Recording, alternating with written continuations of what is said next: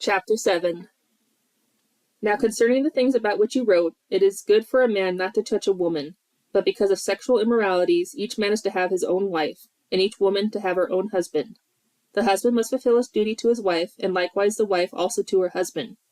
The wife does not have authority over her own body, but the husband does, and likewise the husband also does not have authority over his own body, but the wife does. Stop depriving one another, except by agreement for a time, so that you may devote yourselves to prayer, and come together again, so that Satan will not tempt you because of your lack of self-control. But this I say by way of concession, not of command. Yet I wish that all men were even as I myself am. However, each has his own gift from God, one in this way and another in that. But I say to the unmarried and to widows, that it is good for them if they remain even as I. But if they do not have self-control, let them marry, for it is better to marry than to burn with passion. But to the married I give instructions, not I but the Lord, that the wife is not to leave her husband. But if she does leave, she must remain unmarried, or else be reconciled to her husband, and that the husband is not to divorce his wife.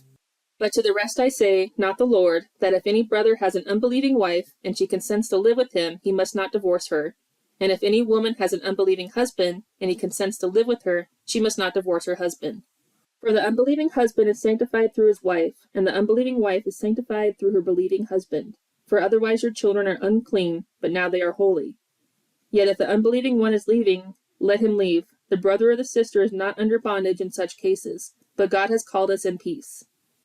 For how do you know, wife, whether you will save your husband? Or how do you know, husband, whether you will save your wife? Only as the Lord has assigned to each one, as God has called each, in this way let him walk. And so I direct in all the churches.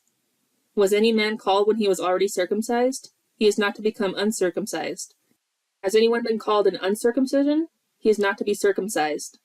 Circumcision is nothing, and uncircumcision is nothing, but what matters is the keeping of the commandments of God. Each person is to remain in that state in which he was called. Were you called as a slave? Do not let it concern you. But if you are also able to become free, take advantage of that. For the one who is called in the Lord as a slave is the Lord's freed person. Likewise, the one who is called as free is Christ's slave. You were bought for a price. Do not become slaves of people. Brothers and sisters, each one is to remain with God in that condition in which he was called. Now concerning virgins, I have no command of the Lord, but I am offering direction as one who by the mercy of the Lord is trustworthy. I think then that this is good in view of the present distress. It is good for a man to remain as he is. Are you bound to a wife? Do not seek to be released. Are you released from a wife? Do not seek a wife. But if you marry, you have not sinned, and if a virgin marries, she has not sinned. Yet such people as yourselves will have trouble in this life, and I am trying to spare you. But this I say, brothers, the time has been shortened, so that from now on those who have wives should not be as though they had none, and those who weep as though they did not weep, and those who rejoice as though they did not rejoice, and those who buy as though they did not possess, and those who use the world as though they did not make full use of it, for the present form of this world is passing away. But I want you to be free from concern. One who is unmarried is concerned about the things of the Lord, how he may please the Lord. But one who is married is concerned about the things of the world, how he may please his wife, and his interests are divided. The woman who is unmarried and the virgin is concerned about the things of the Lord, that she may be holy both in body and spirit. But one who is married is concerned about the things of the world, how she may please her husband.